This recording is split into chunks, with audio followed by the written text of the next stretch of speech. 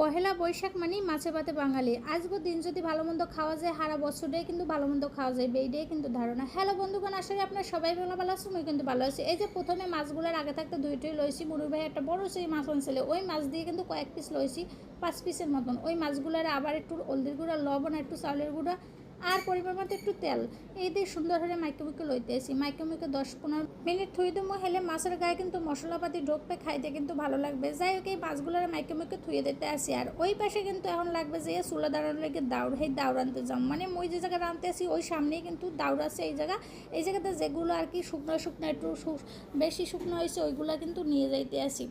আর এই চুলাটা একবার যদি সুন্দর করে দাউড়ের আর কি জালটা জ্বলানো যায়, হেলে কিন্তু একেবারে এত সুন্দর আঁচ জ্বলে, মানে হ্যাঁ কর মতো না। একবার রান্না শুরু করলে খালি রাঁধতে ইচ্ছে করে, এত সুন্দর আগুন জ্বলে। যাই হোক, এই যে মাছের মশলাটা একটু হালকা টাইলে লইতে এসে জায়গায় জিরা, দুইনা, দারচিনি আর তেজপাতা এই সুন্দর করে আলতোভাবে একটু টাইলে লইতে আসি। বেশি টালা যাইবে না, হেলে কিন্তু পুড়ে যাইবে। মাছের ঝোল কিন্তু তিতে লাগবে খাইতে হেলে। যাই হোক, এই যে মাছ ভাজার লাগে পরিমাণ মতো কড়াইতে তেল দিয়ে দিতে আসি। এই যে কড়াইতে যে সময় তেলটা গরম হয়ে যাবে সেই সময় কিন্তু মাছ দিয়ে দেবো। আর মাছ একসাথে সব ভাজা যাইবে না, যে কখন আর কি ভাজা যাইবে প্রথমে সেই কখন দিয়ে দিতে আসি। আর এই পাশে যে মশলা আর কি ধুয়ে দিয়েছিলাম, ওই মশলার মধ্যে একটা কাঁচামরিচ, একটু আদা, একটু জল দিয়ে সুন্দর করে মিহি করে বাইট দিলাম।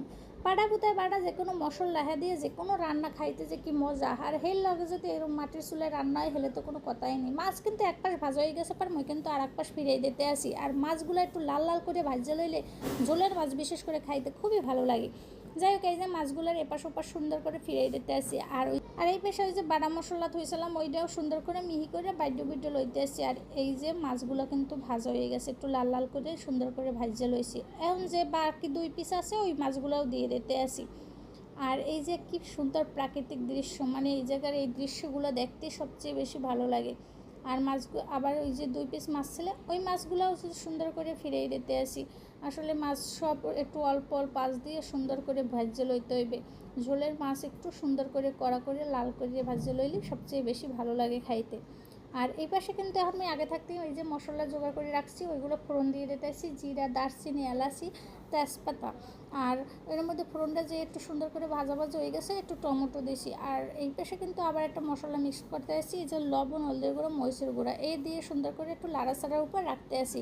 আর ওই যে বাটা মশলা যে ধুয়েছিলাম বাইরেও, ওই মশলা দিতে আসি, দিয়ে একটু জল দিয়ে সুন্দর করে কষাইতে হইবে মশলাটা। মশলা কষান যত ভালো হইবে মাছের ঝোল খাইতেও অত ভালো হইবে। শুধু মাছের ঝোল না, যে কোনো রান্না মশলার কষানোর উপরই কিন্তু নির্ভর করে।